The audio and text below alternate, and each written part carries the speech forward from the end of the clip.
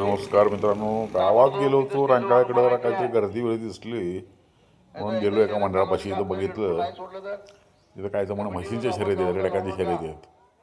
म्हटलं आलोय तर म्हटलं थांबून बघूनच जाऊया. गर्दी काय थोडं लाईन होती, पण लाईननंतर माणसं गोळा झाली बघा.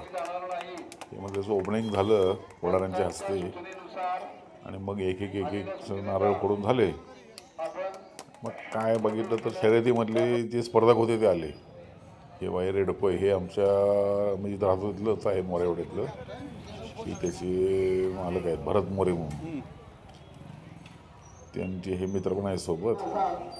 आणि या दिवसात इथं चालते यामा गाडी बरं का, यामाच लागते इथं म्हणून यांना.